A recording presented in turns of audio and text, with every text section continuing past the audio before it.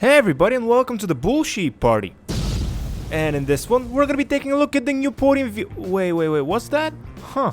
That's weird. According to this statistic, over 75% of the people watching the Is It Worth It videos are not subscribed to the channel. I'm not saying you should subscribe or anything, but since you're already watching the videos, might as well. This way you'll get notified when I post them, and you'll be helping me out. So go ahead, it's free. Please? But as I was saying originally, in this one, we're gonna be taking a look at the new podium vehicle. And in case you were wondering, that's the Overflod Tyrant. And we're gonna be looking at its exterior, its interior, the way it customizes, and the way it handles and performs both before and after customizing it. And we're gonna start off with looking at the exterior and me telling you a couple of things and facts about the vehicle. It has 4 wheels and 2 doors. There, happy? Fine. It's a 2-door, 2-seater vehicle that's a part of the supercar class category. This is gonna be my first time driving it, but one thing that I want to mention is that this vehicle was released in 2018. So I'm expecting for the customizations to be good when we go to Los Santos Customs, but let's not get ahead of ourselves. One thing that I do want to point out is that this is one of the more expensive vehicles in the game, costing $2.5 million. And did I say that the design was inspired by the Apollo Arrow? No? Okay then, I'm telling you now. As for the interior, things here are looking very interesting. One thing that I found really weird is that you don't have a rear window. Okay, so the interior is a bit weird, but how does it sound? Okay, the sound's good, even though the interior is a bit on the weird side with the crooked wiper and the weird side mirrors. And as we start making our way down to Los Santos Customs to customize this thing, let's see what type of drivetrain it has. And it should come to no surprise that this is in fact a rear-wheel drive vehicle. And with that incredibly important piece of information out of the way, let's get going to Los Santos Customs. And on our way there, I'm gonna share with you my thoughts and experience with driving this vehicle for the first time. First off, the stock Tyrant is an extremely capable and well-handling vehicle. Some might even say it's very je m'appelle. And I know I caught some flack from people thinking they know French in my last video, but I promise you I'm using it correctly. See? Bye French viewers. Sorry to butcher your language. But as I was saying, back to the vehicle.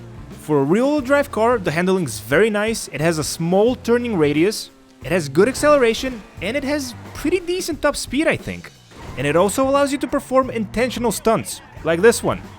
Totally intentional. And as I mentioned in the beginning, this vehicle was released in 2018. This means that this car should have a very adequate level of customization. But there's only one way to find that out.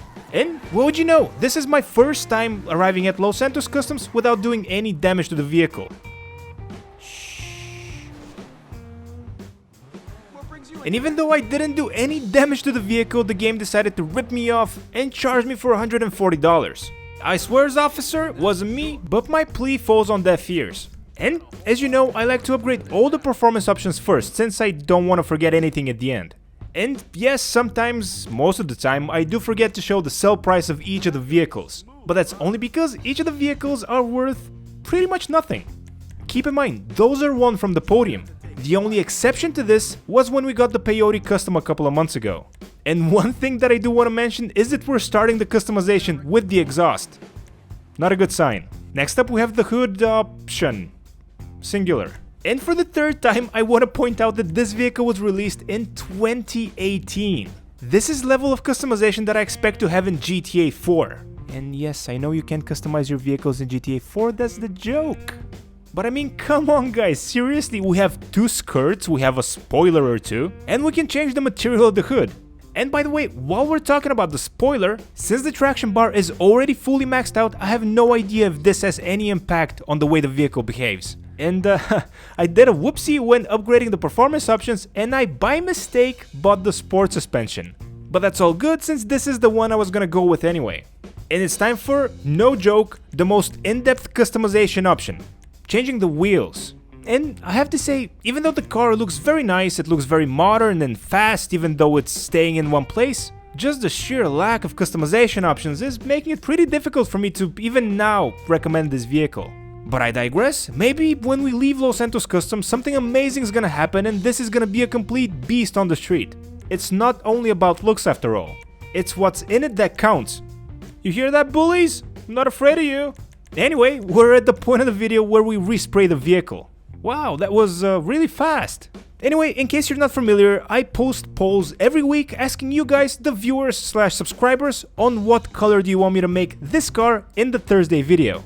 And with heavy heart, I gotta say that Potato didn't win. But it came in second place, so maybe it's gonna win next time. But in all seriousness, Black won. Thank you so much to everybody who voted on the poll. And Johnny, make sure you subscribe so you don't miss out on the next one. And in case you weren't paying attention to the video, the secondary color only reflects the color of the springs. I think there's a word for that, but I can't quite remember it. Thank you, editor. And with that, laughably, we're done with the customization of this thing. So let's get out of Los Santos Customs and see what we did.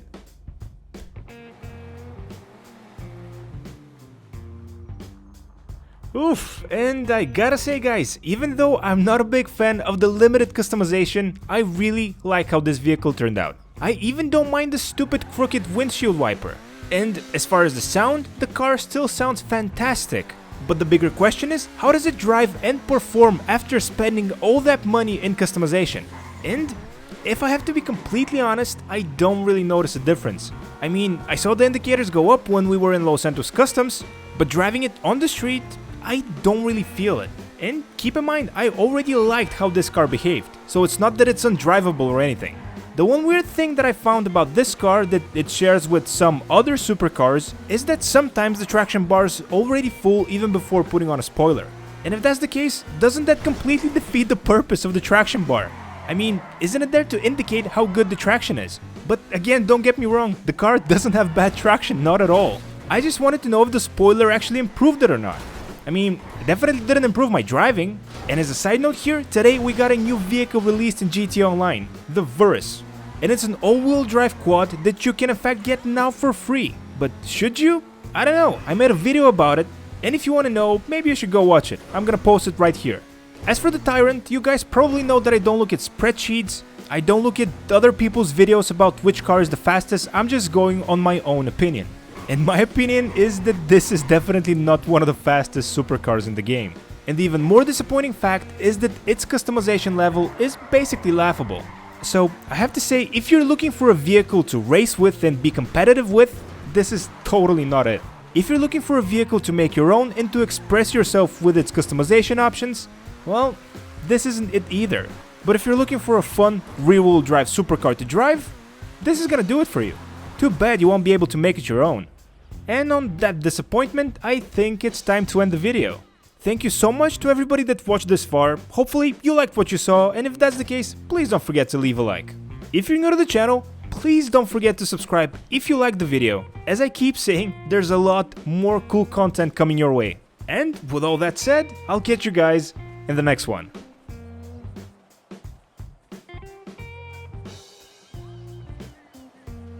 Where did I park? Was it over there?